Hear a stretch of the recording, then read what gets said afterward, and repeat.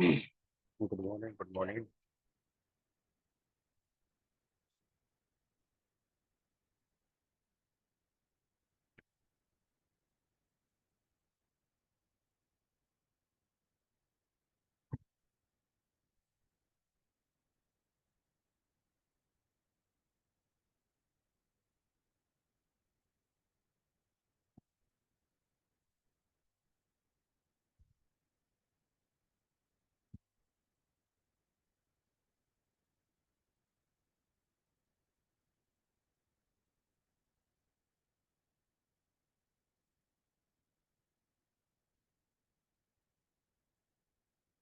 18 electron rule हम लोग पढ़ रहे थे इसके पहले, और मैंने कल आपको वो रूल के हिसाब से कुछ एग्जांपल दिया हुआ था कि कुछ ऐसे कंपाउंड है या कॉम्प्लेक्स है जो 80 इलेक्ट्रॉन रूल को ओबे करते हैं, और कुछ ऐसे हैं जो कि ओबे नहीं करते हैं। तो आए कुछ ये एक्सरसाइज किया जाए। NiCO taken 4, NiCO taken 4, ये कॉम्प्लेक्स है। इस पर आप इसको निकालें 80 इलेक्ट्रॉन रूल के हिसाब से, प्रूव करें कि ये 18 इलेक्ट्रॉन होगा कि नहीं होगा। निकिल का एटॉमिक नंबर 28, तो Ni28 is equal to, argon का हेल्प ले लीजिए। कल मैंने साथ बताया होगा, आर्गन, उसके बाद 3Da4S2, ये तो वैलेंस शेल में कुल कितने इलेक्ट्रॉन यहाँ नजर आ रहे हैं? 10 है। मैंने बोला था कि ट्रांजिशन एलिमेंट में डी और एस ये दोनों काउंट किया जाएगा। ये हमारा क्या है? n-1 है, n-1 डी है, और ये क्या है? ns है। तो और ये इलेक्ट्रॉन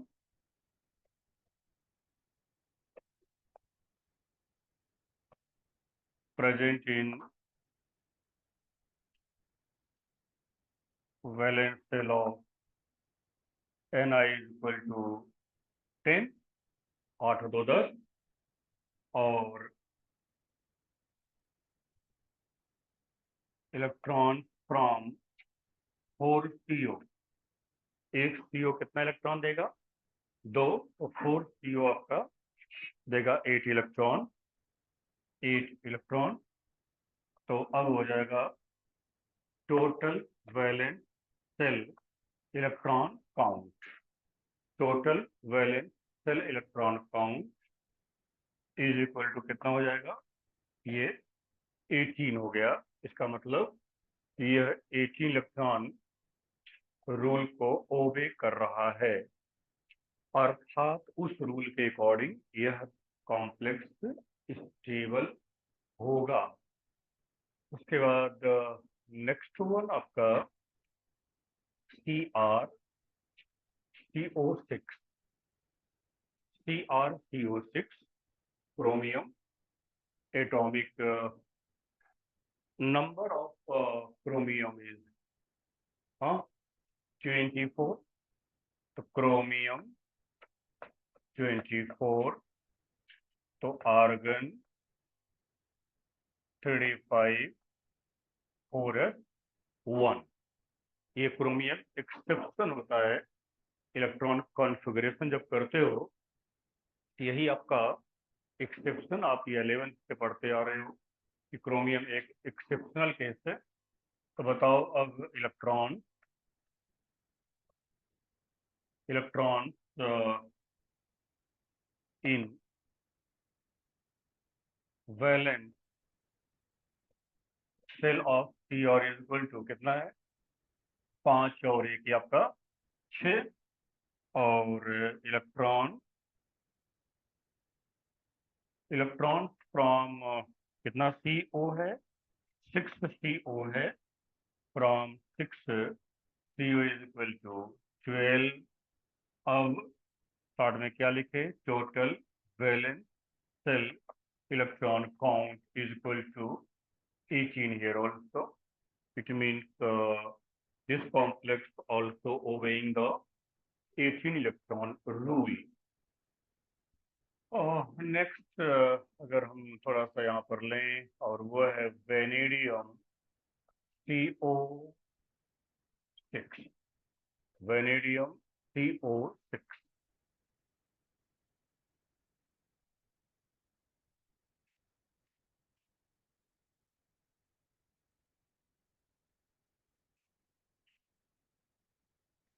वेनेडियम का atomic number just 1 less of chromium. Chromium एक कम, तो वेनेडियम का हो जाएगा 23। तो vanadium 23 is equal to argon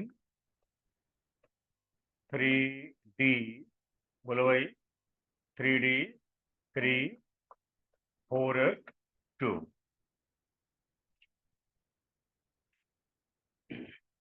3 होगा 4 होगा 5 18 5 23, ठीक है ये आपका। अब यहाँ पर फिर वही कहानी वही से लिखते जाओ फटाफट। तो कहें बोर्ड देख रहे हो आप, एग्जाम्पल मिला तुरंत आप लिखो। इलेक्ट्रॉन्स फ्रॉम, ये इलेक्ट्रॉन्स इन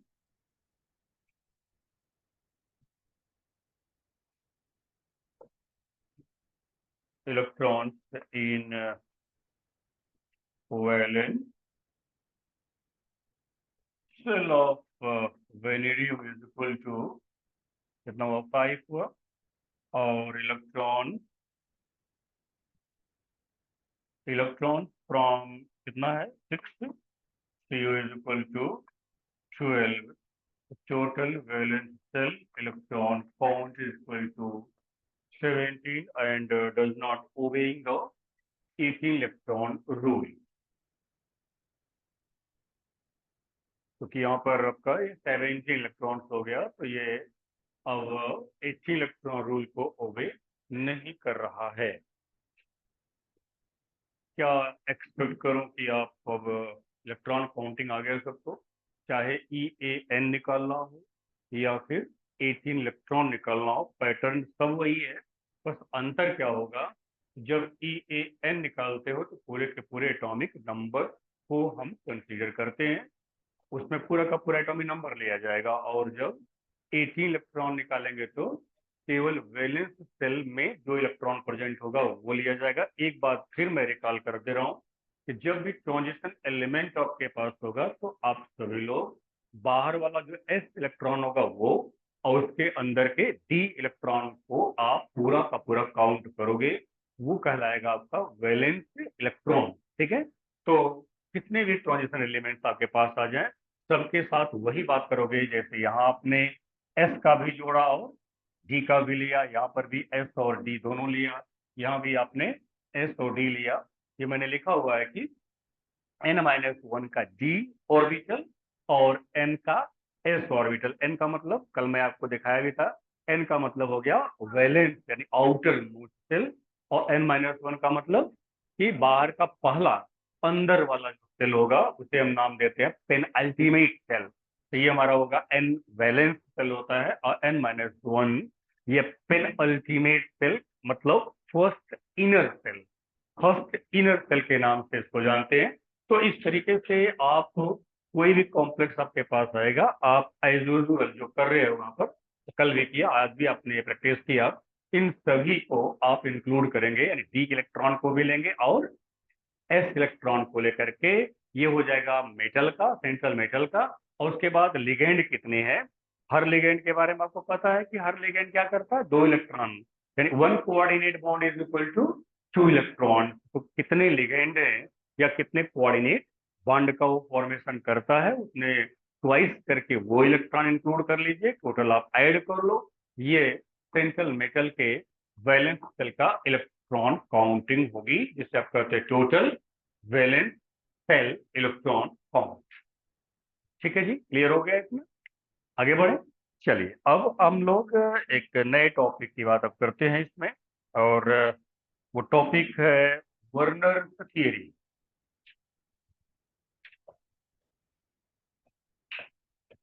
वर्नर थियरी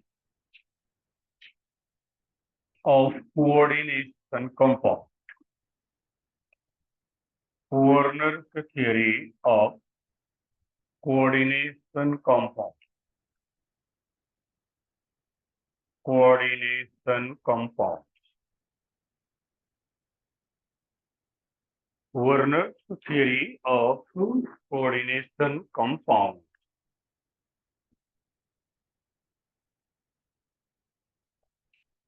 तो थोड़ा सा इंट्रोडक्शन कर लें आप। इनको पहले इंट्रोड्यूस कर दिए। इन 1893 1893 अब जरा देखो, 1893 और 1897 में इलेक्ट्रॉन की डिस्कवरी हुई। इलेक्ट्रॉन की डिस्कवरी 1897 में हुई है और ये थियरी 1893 में आ गई। इसलिए सभी लोग एक बात अपने मन में बैठा लीजिएगा। Discovery of electron, discovery of proton, discovery of neutron, इन सबसे पहले केमिकल रिएक्शन के बारे में चर्चाएं आई हैं। इन सभी जितना भी मैंने बोला ये पार्टिकल्स के डिस्कवरी के पहले ये सभी केमिकल रिएक्शन के बारे में जानकारी हुई है। अगर आप थोड़ा सा याद करो, 1864 यही बात मैंने वहां भी बताया था। 1864 में लॉ ऑफ मास एक्शन आया था। लॉ ऑफ मास एक्शन जो हिंदी मीडियम में पढ़े होंगे, द्रव्य अनुपाती का क्रिया नियम। और लॉ ऑफ मास एक्शन 1864 में आया हुआ था। और इलेक्ट्रॉन अब देख लीजिए, ये आपका 1893। अब इलेक्ट्रॉन, प्रोटॉन, न्यूट्रॉन, ये मन में कभी कंफ्यूज ना करे कोई अगर क्वेश्चन करता है कि रिएक्शन पहले आया या इलेक्ट्रॉन, प्रोटॉन और न्यूट्रॉन की डिस्कवरीज पहले आई, तो आपका जवाब रिएक्शन फर्स्ट। रिएक्शन पहले। कारण ये है कि इलेक्ट्रॉन, प्रोटॉन, न्यूट्रॉन की डिस्कवरी के लिए जिस तरह के इंस्ट्रूमेंट की नीड थी वह साइंस डेवलपमेंट के साथ आई है। और केमिकल रिएक्शन के बारे में जानना तो बहुत स्पेसिफिक इंस्ट्रूमेंट की रिक्वायरमेंट नहीं थी। इसलिए वो केमिकल रिएक्शन तो 18th सेंचुरी जब स्टार्ट हुई थी, 18th सेंचुरी का मतलब आफ्टर 17, यानी 1700 के बाद जब 18th आपकी स्टार्ट होगी तभी ये केमिकल रिएक्शन के बारे में जानकारी आ गई थी। उसके बाद आपका 19th में तबाह करके कौन हुआ? Electron, proton, neutron. बल्कि 19th में क्या, 20th में भी आप आओगे, इलेक्ट्रॉन की डिस्कवरी तो 19th में 1897 में हो गई, लेकिन प्रोटॉन और न्यूट्रॉन पे आकर 20th में हुए। 1919 में प्रोटॉन की डिस्कवरी हुई, 1932 में न्यूट्रॉन की डिस्कवरी हुई। ये 20th में आपका जो आकर के न्यूट्रॉन और प्रोटॉन की डिस्कवरी हुई है। तो इन 1893 Werner Werner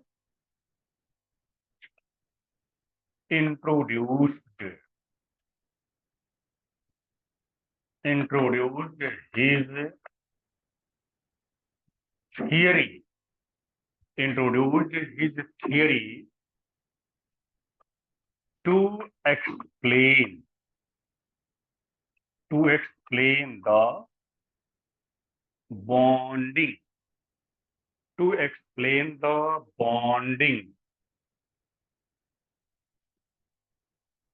between to explain the bonding between metal and ligand in coordination complexes in coordination complexes और in coordination compound. Coordination compound में लिगेंड और मेटल के बीच बॉन्डिंग को एक्सप्लेन करने के लिए 1893 में वर्नर ने अपना क्या प्रस्तुत किया? अपनी थियरी प्रस्तुत की। अब वो थियरी है क्या? थियरी के कथन क्या है, उसके स्टेटमेंट्स क्या है, उसे हम एक हेडिंग के बेस पे लेते हैं और वो उसका नाम है postulate. Postulate of Werner theory. Postulates of Werner theory. तो पोस्टुलेट्स ऑफ वर्नर थियरी में हम एक एक पोस्टुलेट्स के बारे में बात करेंगे और लिखते चलेंगे। पोस्टुलेट्स ऑफ वर्नर थियरी का पहला पोस्टुलेट क्या कहता है, जरा उस पर ध्यान दीजिएगा। इनका कहना है कि किसी भी कोऑर्डिनेशन कंपाउंड में मेटल की टू टाइप्स ऑफ वैलेंसीज होती हैं। यानी metal has two types of valencies in coordination compound called primary valency and secondary valency. By name याद करो पहले। क्या बोल रहा है कि कोई भी कोऑर्डिनेशन कंपाउंड होगा उसमें मेटल की, लिगेंड की बात नहीं, मेटल की बात कर रहा है कि मेटल की दो तरह की वैलेंसी होती है जिसे कहते हैं प्राइमरी और सेकेंडरी वैलेंसी। बात समझा? प्राइमरी एंड सेकेंडरी याद रखो, प्राइमरी एंड सेकेंडरी। तो पहला पॉइंट क्या बोला कि इन कॉम्प्लेक्सेस या in coordination compound, in coordination compound, in coordination compound central metal, central metal has two types of valencies. Two types of valencies called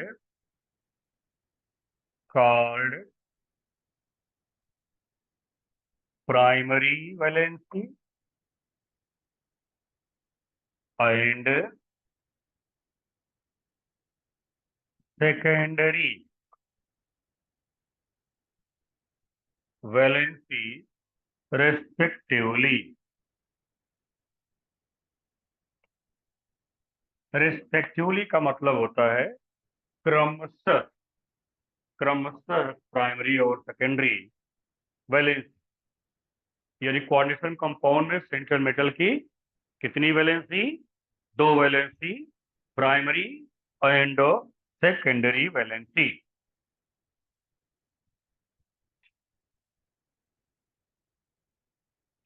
ठीक है। नंबर टू, नंबर टू क्या बोल रहा है कि प्राइमरी, ध्यान देना, primary valencies are ionizable. Primary valency ion में कन्वर्ट होती है और सेकेंडरी वैलेंसी नॉन आयनाइजेबल। यानी सेकेंडरी वैलेंसी जो होती है वो आयन में कन्वर्ट नहीं होती। प्राइमरी वैलेंसी आयन में कन्वर्ट होती है और सेकेंडरी वैलेंसी आयन में कन्वर्ट नहीं होती। इसलिए लैंग्वेज बना लो कि primary valencies are ionizable while secondary valencies are non ionizable. इसको अगर मीनिंग में ले आओ तो आप इस तरह समझोगे कि प्राइमरी वैलेंसी आयन में टूट जाती है, आयन में कन्वर्ट हो जाती है, जबकि सेकेंडरी वैलेंसी आयन में कन्वर्ट नहीं होती है। तो primary valencies are ionizable, primary valencies are ionizable, ionizable while secondary valencies are non-ionizable, non-ionizable. Primary valencies are ionizable, secondary valencies are non-ionizable.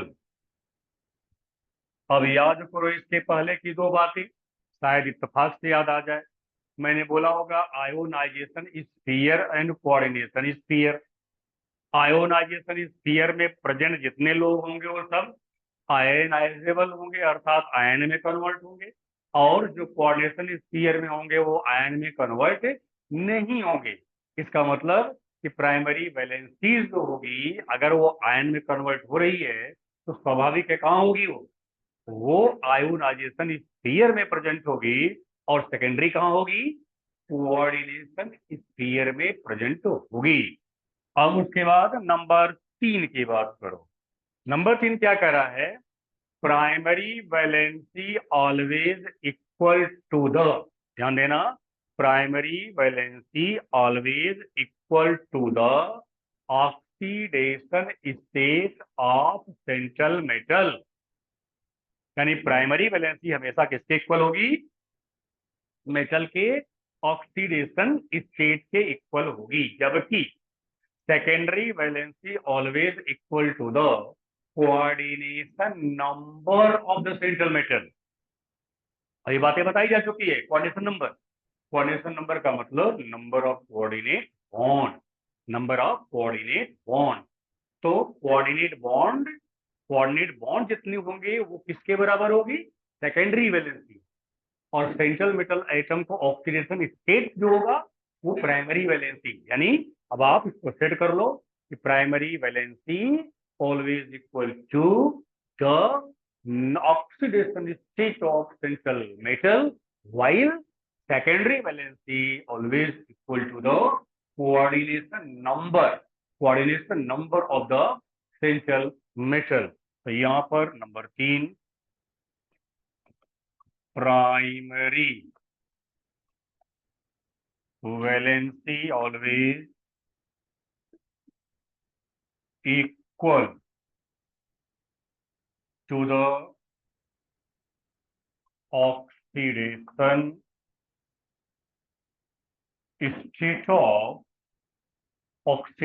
state of central metal, while secondary valency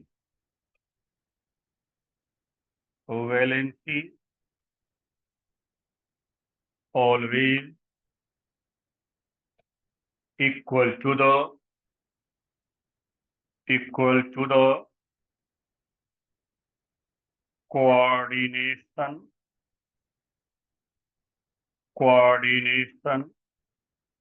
number of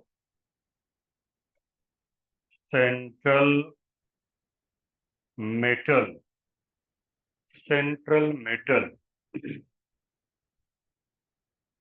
इसके लिए अगर हम आपके सामने इस example को लें, CONH3 taken 6 और Cl3, इसमें हर एग्जाम्पल एक समझ लीजिए बस, ऐसे ही सबको समझना है, सबका निकालना है।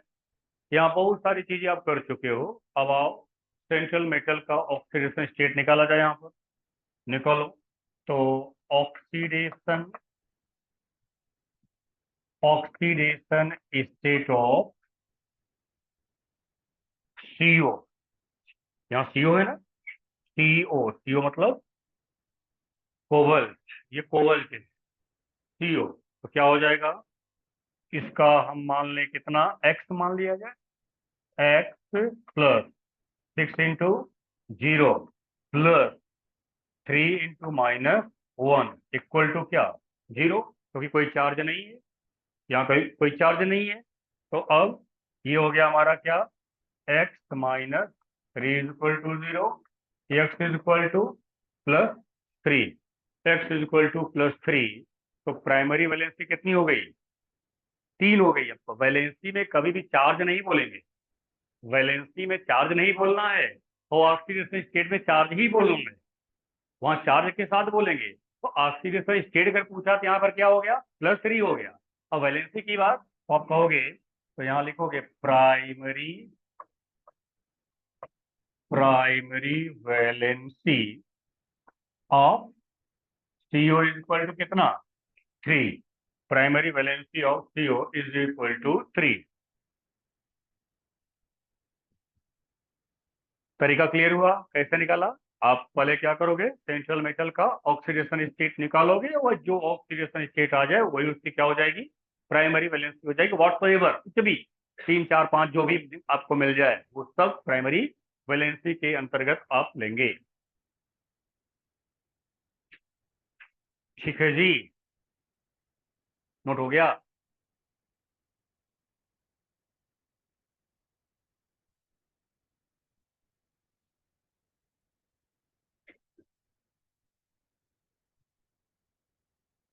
देखिए अब उसी में कितना अमोनिया है, 3 अमोनिया 6 अमोनिया है। इतना बड़े बड़े लेटर में लिखा गया उसके बाद ही बोल रहा है 3 है यार, क्या बात करता है। इधर देख भाई, CnH3 हो गया, ये NH3 हो गया, ये NH3 हो गया। यहाँ पर all these are the coordinate bond. ये कोऑर्डिनेट बॉन्ड दिखा दिया, बताओ कोऑर्डिनेशन नंबर कितना हुआ, कोऑर्डिनेशन नंबर 6 हुआ। तो कोऑर्डिनेशन नंबर किसके इक्वल होगा, सेकेंडरी वैलेंसी। तो यहाँ पर coordination number is equal to, बोलो भैया, नंबर इज इक्वल टू 6। तो secondary valency also equal to 6। तो मेटल का प्राइमरी वैलेंसी कितना हो गया, 3। हाँ हाँ, मैंने आपको मैंने आपको ये नहीं बोला कि ऑक्सीडेशन पॉजिटिव या नेगेटिव, मैंने बोला कि ऑक्सीडेशन से जो भी आ जाए, चाहे पॉजिटिव आ जाए या नेगेटिव आ जाए, वहां पर वैलेंसी आपको वही इंक्लूड करना है, प्राइमरी वैलेंसी आपकी वही होगी।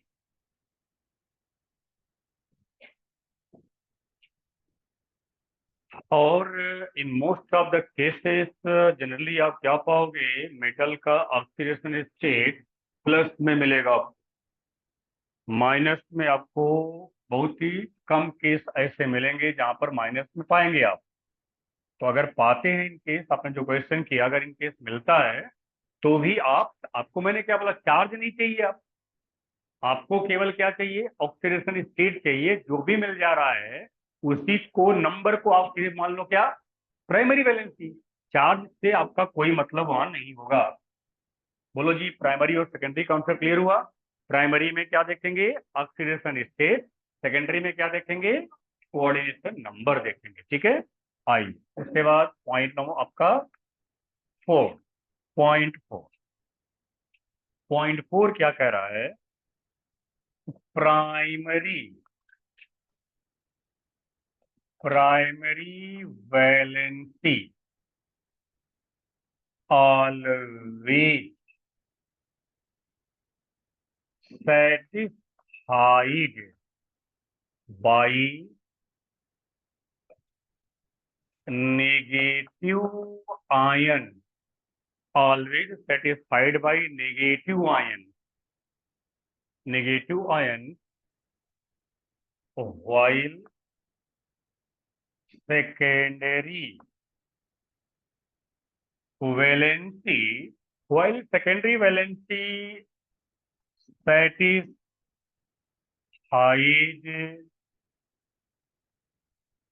either by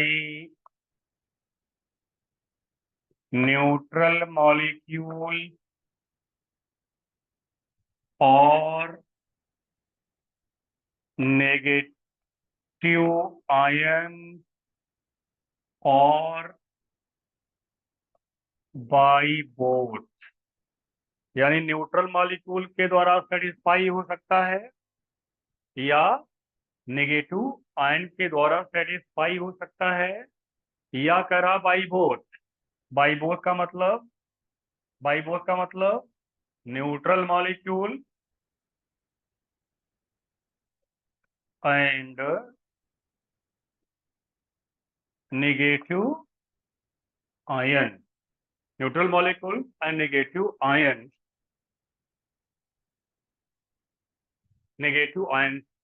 in some cases, in some cases positive ion also satisfy the secondary valence.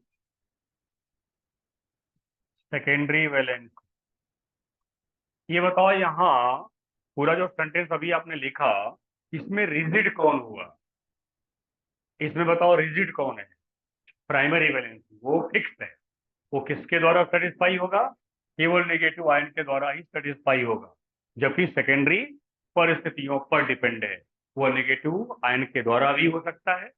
Positive ion का भी केस आपके पास चर्चा में लाएगा। कुछ केस ऐसे मिलेंगे न्यूट्रल मॉलिक्यूल के द्वारा भी सेटिस्फाई हो सकता है, या उसमें दोनों हो सकते हैं, न्यूट्रल भी हो सकता है, नेगेटिव आयन भी हो सकता है।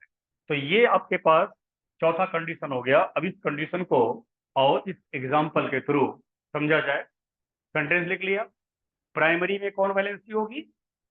प्राइमरी वैलेंसी किसके द्वारा किया जाएगा? नेगेटिव आयन के द्वारा। सेकेंडरी या तो न्यूट्रल मॉलिक्यूल के द्वारा, या नेगेटिव आयन के द्वारा, या दोनों के द्वारा।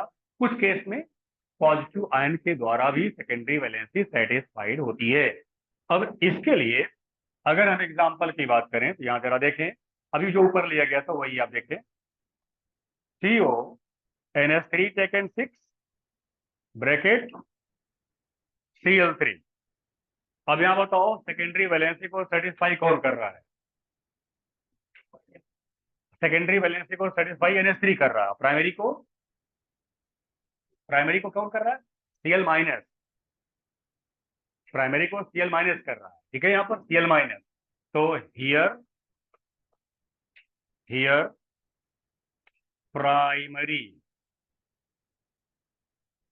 Primary valency is satisfied by कितना? Cl माइनस 3 है, by 3 Cl minus ion. Secondary valencies are satisfied by कितना? 6 NH3 मॉलिक्यूल। 6 NH3 मॉलिक्यूल्स के द्वारा ये सेटिस्फाइड होगा। ये कहानी यहाँ पर है कि प्राइमरी को कर रहा है कौन? Cl minus. और सेकेंडरी को कौन कर रहा है? Ammonia molecule. जरा इसको निकालो। CrH2O taken 6। बताओ उसके भी पर यहाँ बताओ। अब प्राइमरी क्या? 3Cl minus. Secondary 6H2O molecule. 6H2O molecule secondary को जो है 6H2O मॉलिक्यूल कर रहे हैं।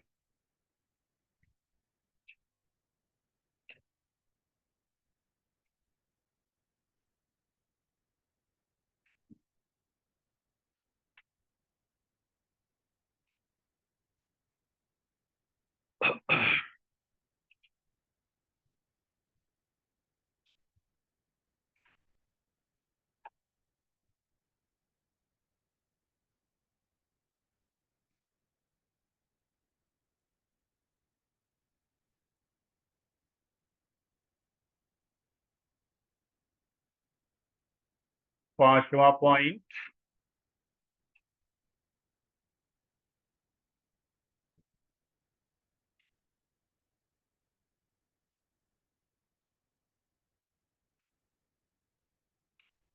हो गया। पांचवा point, the structure of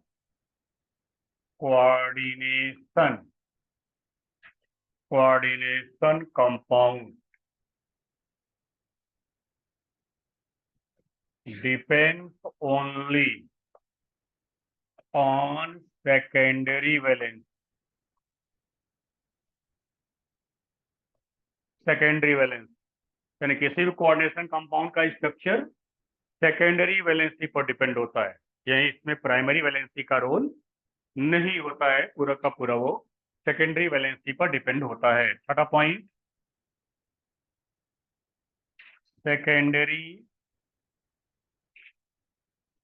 valency always represented by thick bond, thick bond, while primary by dotted, ये ब्रैकेट लिखते डॉटेड बॉन्ड,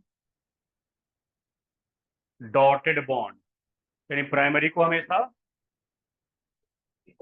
थिक बॉन्ड के द्वारा, जैसे अब ऐसे बॉन्ड बना दिया, ये बॉन्ड बना दिया, ये हो गया हमारा सेकेंडरी, और ऐसे बॉन्ड बना दिया तो ये हो गया प्राइमरी। यानी थिक बॉन्ड आपने बना दिया तो वो हो जाएगा सेकेंडरी, और डॉटेड बॉन्ड बना देंगे तो वो हो जाएगा आपका प्राइमरी वैलेंसी। तो secondary valency always represented by dotted and thick, and primary always by dotted. इसका एग्जाम्पल CONH36 Cl3, ये हमारा है। इसमें प्राइमरी कौन है और उसके बाद सेकेंडरी कौन है? बताओ, ये बॉन्ड किसका हुआ? सेकेंडरी का हो गया। ये बॉन्ड यहाँ प्राइमरी में कौन है? यल रख दो, सेकेंडरी में सभी NH3 है।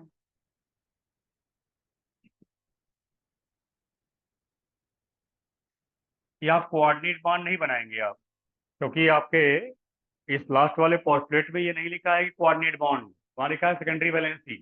तो सेकेंडरी वैलेंसी हमेशा थिक लाइन के द्वारा और प्राइमरी वैलेंसी हमेशा डॉटेड लाइन के द्वारा रिप्रेजेंट करेंगे। तो ये सेकेंडरी वैलेंसी और ये प्राइमरी, प्राइमरी वैलेंसी, यही है इसका रिप्रेजेंट करने का तरीका। सेकेंडरी वैलेंसी, प्राइमरी वैलेंसी का ये रिप्रेजेंटेशन।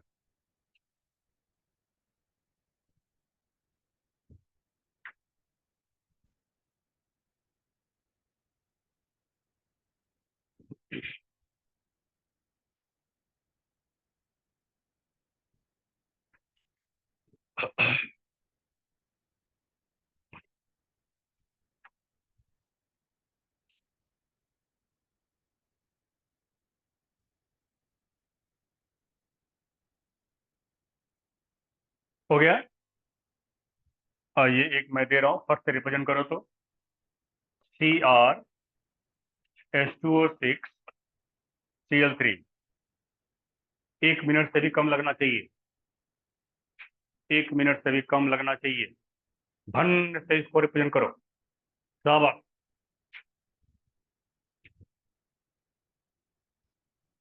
प्राइमरी कौन है? Cl। सेकेंडरी कौन है? H2O।